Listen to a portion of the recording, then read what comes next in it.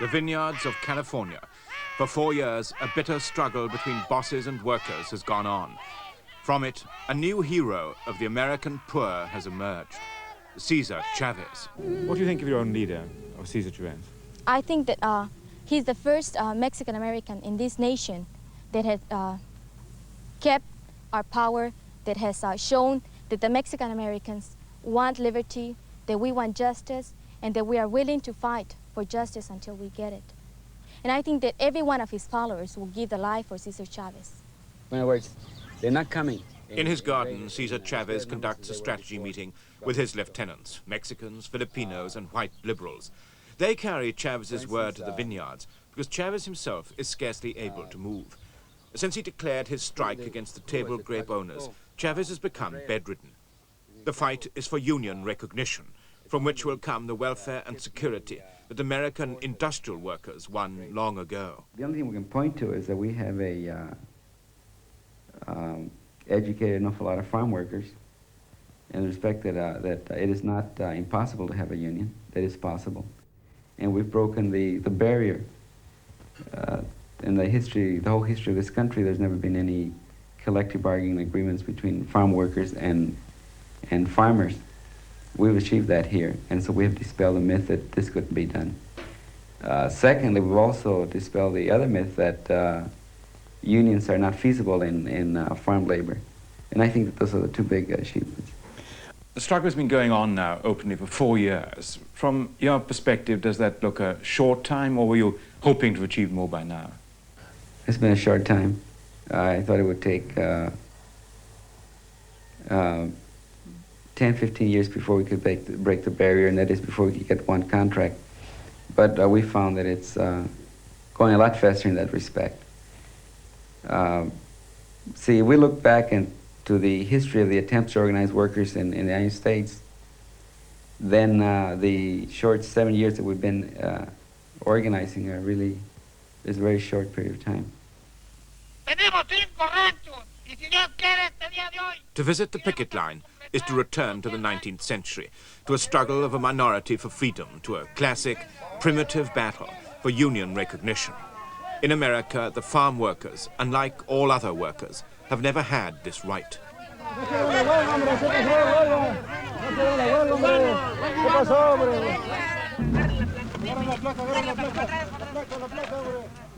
At dawn, the pickets try and persuade workers not to go into the vineyards.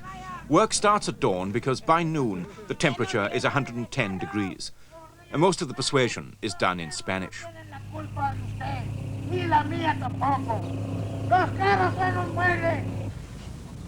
If the strikers could win union recognition in their struggle with the table grape owners, the lives of farm workers throughout America could be transformed. Most workers are family groups. Their wages are below the poverty line, £600 a year per head.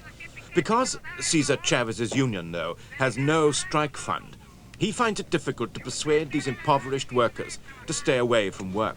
It's a curious strike in which the workers stay at work because they're so poor. Between the major growers like Mike Bozick and the strikers, there's no point of contact.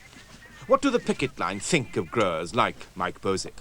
I think they're used to treating the Mexican-American and the Filipino like slaves, I would say so.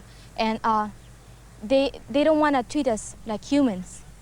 And the reason they don't want to negotiate with us is because they don't want a farm worker to sit across their table and demanding price for their work and the things they wanted in their contracts. The growers are like a spoiled child. Mike Bozick's father was an immigrant himself from Yugoslavia. Like the strikers, Bozick is a new American, but white. But neither group of immigrants, owners and strikers, speak to each other. They just shout. People are raising a little bit of hell. Yeah, they're enjoying themselves.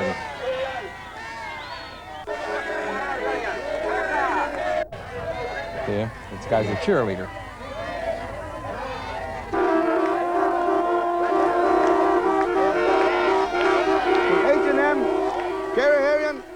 The pickets keep up their efforts to stop the harvesting throughout the terrible heat of the day. ¿Me estás oyendo, Juan? Juan. No, pero, bueno, pero mira, Juan, hey, mira, ven para acá. Juan. Mr. Bozo. Mr. Bozo. You gonna sell out of grapes? You got a grape problem? Can we help you solve the problem, Mike? You sign a contract and we solve the problem. Mr. Bozo. Hey, listen, man. You start losing your hair. This concentration camp, built to imprison Japanese Americans during the last war, is now a camp for new immigrant labor, the Mexican Americans. For a century, the grapes have always been picked by immigrants, Chinese, Japanese, the poor whites of the grapes of wrath, Filipinos, and now the Mexicans. But they've never had a great leader to improve their wages and living conditions before. Now they have one. I asked Mike Bozick, the owner's leader, what he thought of Cesar Chavez. Well, I think, I've never met the man, as I had said previously. I think that what he's done, he has picked up the gauntlet, supposedly, for the Mexican-American people, and he's trying to better their lot, if you will. I think his approach to solving the problem at times has been distasteful to me. He does not represent the people as far as we can determine. Our employees have emphatically stated if we were to sign a contract with him tomorrow, they would leave the fields and not work for us and go elsewhere. Because the union, I suppose, would argue that the right to strike at a critical time is one of the few weapons in the hand of labor. I feel that in any of our cultural operations, a strike would be critical.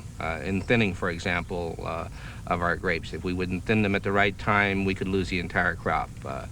At harvest, we have every dollar we have invested in the crop, and it's important that we be able to continue without interruption. But a threat of a strike at that time, I suppose, would be the factor which would force you to give in to the union Well, sure, demands. it would put us in an untenable position, and that we would have to meet every demand that they made, or otherwise we would lose our investment. The claim of Mr. Chavez's union is that it is non-violent. Now, do you accept that? I believe that Mr. Chavez himself probably is nonviolent. I never have met the man. I believe he probably is. However, I think that there's an element in his union that probably is not nonviolent, in that we've had a couple of incidents here in the valley this year, which burning of boxes, etc. I think his endorsement of the Students for a Democratic Society, his endorsement of the Third World Liberation Front to aid in his unionization drive is indicative of some of the policies that he adheres to. Or do you think it's a new left kind of policy? Yes. Of course, a lot of people see this struggle as one between the humble, the underdogs, and the evil barons, of whom I suppose you are one. Well, I think that this is the strategy that Chavez and the AFL-CIO are relying on. They're going for the underdog, and they've used this, and apparently pretty effectively in some areas in their propaganda. And I'm going to go back and reiterate what I said earlier about what we pay our employees, and it's a pretty good wage. They can make between $5,000 and $6,000 a year without too much effort. I think that this is the last vast area in this country where unionization has not have a toehold, and I think this is what they're after. Across the Californian border from the richest of rich America stand the slums of Mexicali. From these cardboard houses in the dust, many of the farm workers of California are recruited by labor contractors. Although a family in the vineyards may earn only $6,000 a year, if they were to stay in these shacks, that family would be lucky to get 1,000.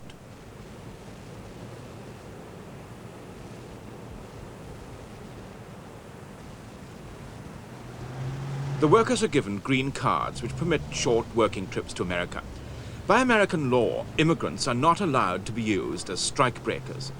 But the authorities allow immigrants to work in the vineyards because, they say, they are not strikebreakers, because there is no strike, because there is no union.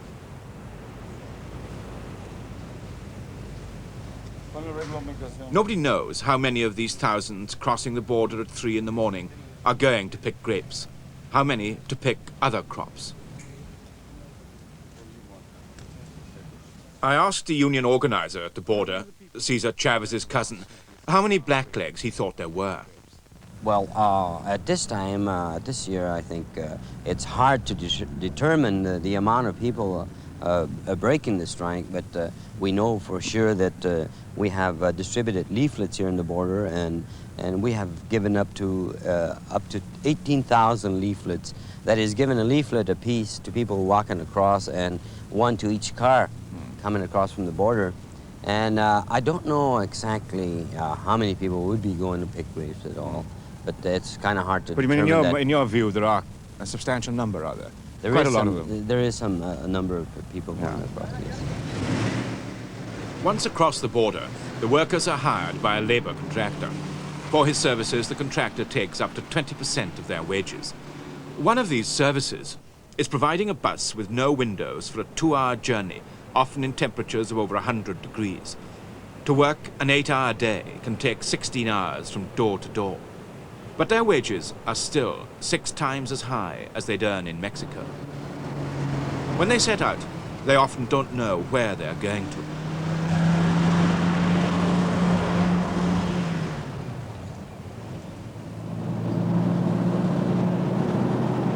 First light is at 5 o'clock.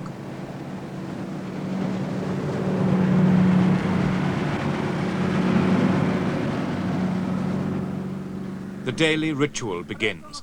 The pickets up as early as the workers, appealing for support for a cause many of the workers do not understand. The picket's task is made more difficult because many of the workers are not American citizens.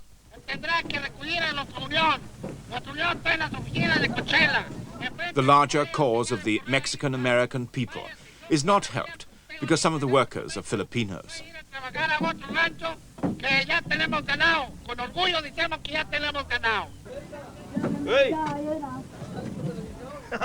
The strike is not Cesar Chavez's only weapon.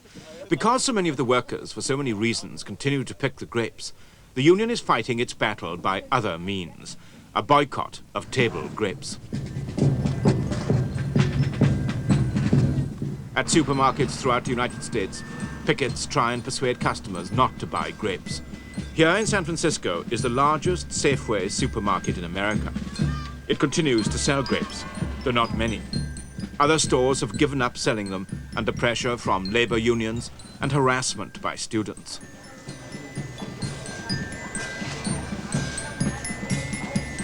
In a city like Chicago, sales are down by 30%.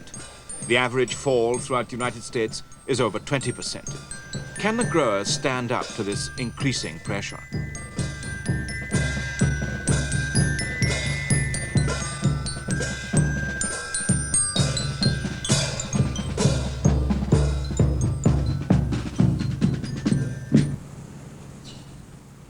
From his headquarters in Mecca, South California, Mike Bozek, Mr. Grape, himself rings buyers in the principal cities.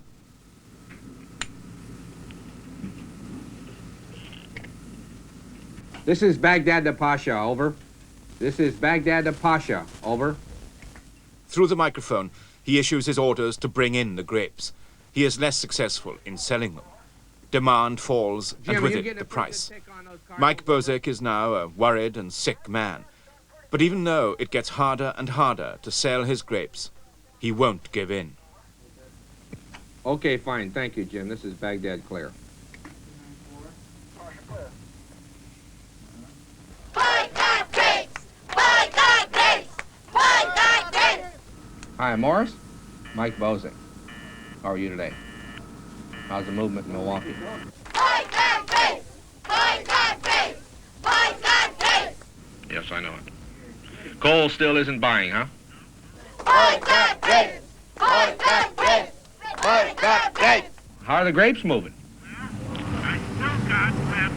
I sold 200 Baghdad's at $4. Hey, Jack. Can't help these things, Mike. This is life. Jesus Christ. Huh? Yeah. And who does he want to give the preference to? You know something, Jack? We may have to pull the vines out. Boycott grapes! Boycott grapes! Boycott grapes! The people that are handling, has there been any activity by these kooks? We got one customer, and he's like a brother to Sammy here. He told him, Sammy says, I can't take a box of grapes. He said, I got a picket all day long in front of my store. They tell them that not only don't buy the grapes, don't buy the other stuff. Even though all the stuff in the store is good, they tell them. Really? Yeah. This is a vicious thing, Mike. I know it's vicious. Okay, let's see what happens, huh? Now, you take care of yourself. Okay, fine.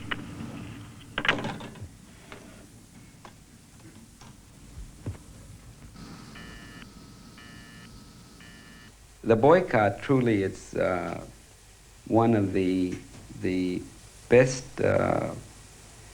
forms of struggle for a group such as ours, and it gives the best kind of involvement to people who are willing and who want to help the disadvantaged and the poor. And as a non-violent weapon, it's, I think, be very difficult to find another one that would be superior to it.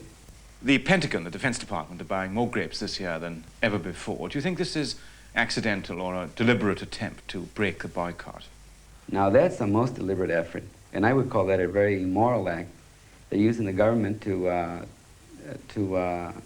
break the boycott. The Defense Department is buying grapes, the Agriculture Department is buying grapes, and I heard that they just now put the grapes on the surplus commodity list, which means that they're going to be giving grapes to poor people. But on the welfare programs? On the welfare programs, which is really ridiculous. But it shows to what extent the administration is going to try and break the boycott and the strike. The administration in California is the Republican Governor, Ronald Reagan. He was jetting away from Sacramento Airport to Los Angeles. What your view is of the strike or boycott in the grape industry? Oh, the grape boycott. Well, I've classified that in the past in a number of public occasions as immoral, and I think it is. Some of the growers were saying to me that in their opinion anyway, Cesar Chavez or some of his followers anyway were communists or of the far left. Is that your opinion?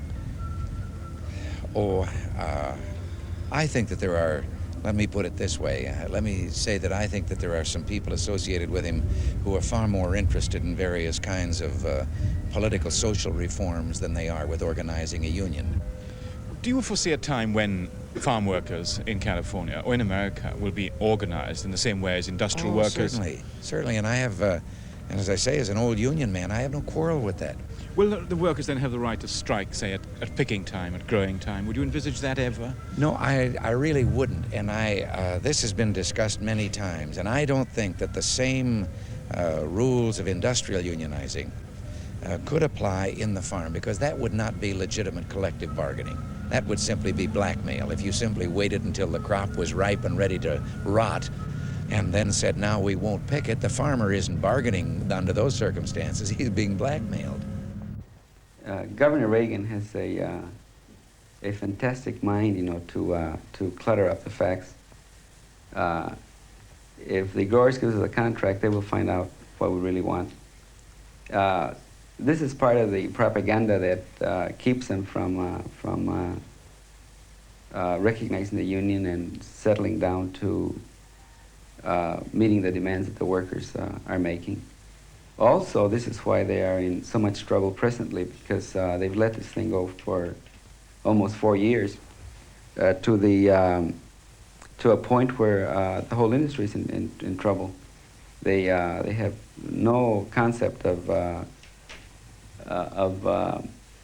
industrial relations, absolutely not. And they're living in the 18th century, and the governor included. It's a type of mentality that brings with it, you know, the feeling that if they recognize the union, they're giving up their manhood. Governor Reagan said to me that if workers had the right to strike at growing time, this wasn't collective bargaining, this was blackmail because of the vulnerability of the grower at that time. What's your view of that? Of course, Governor Reagan is speaking as an employer in this instance, and he would have to have that opinion, but it would seem to me that there are other situations where you can compare to agriculture where unions do exist and workers have the right to strike at the crucial time, and that's where they can have the most leverage. But see, the point is that, the real point is that the only way to avoid strikes is by having the right to strike, which is the only way you can have a strong union, which is the only way you can have industrial peace.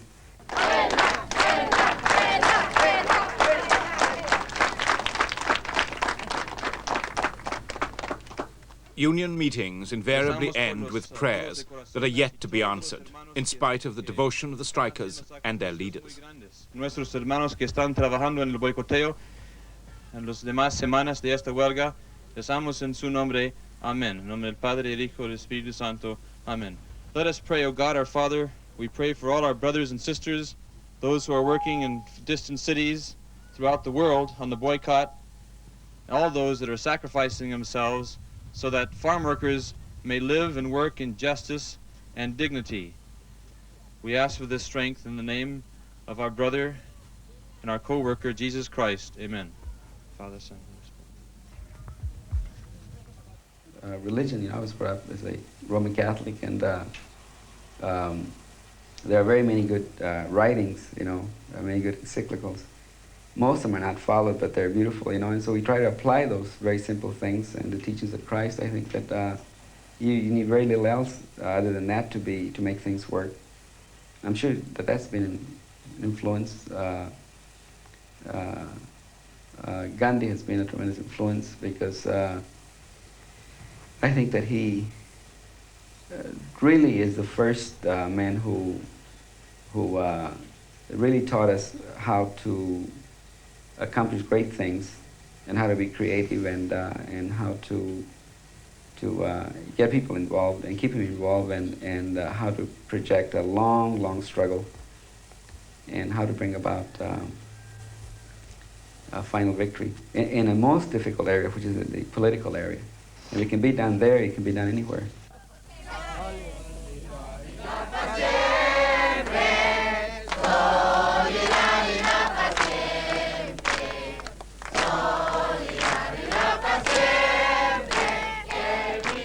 Although their struggle has been slow and painful, the strikers still believe they can defeat the growers and the state. Solidarity forever, they sing. Long live our union.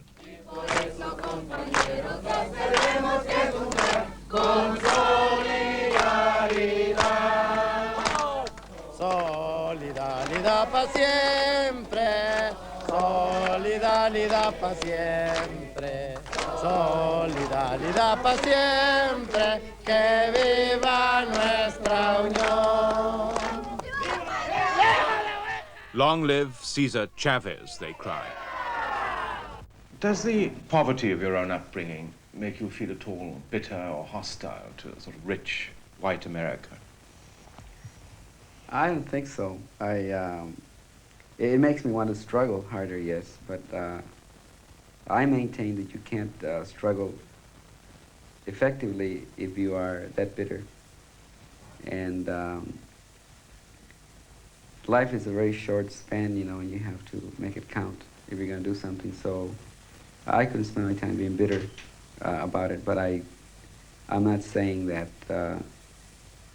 it's not my upbringing and my poverty, in the past has no relation to what I'm doing now. It has a lot of meaning, but I'm not going to spend my time being bitter about those things.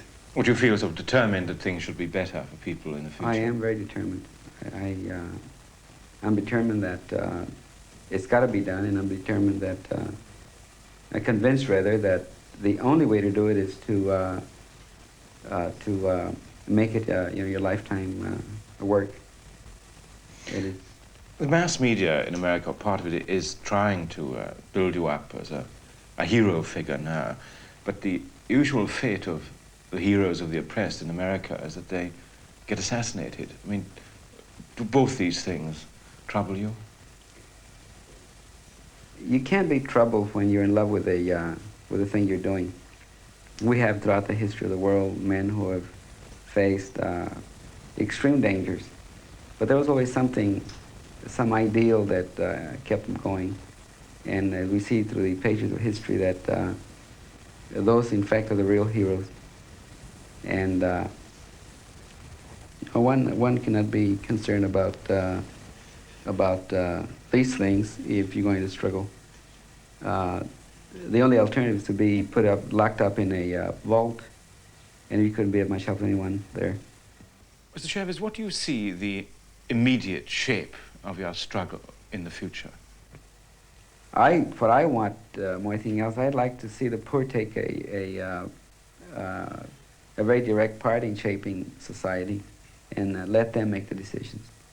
And whatever we say, whatever anybody says, has really little consequence if the people aren't involved. And in our case, if the poor aren't involved, change will never come.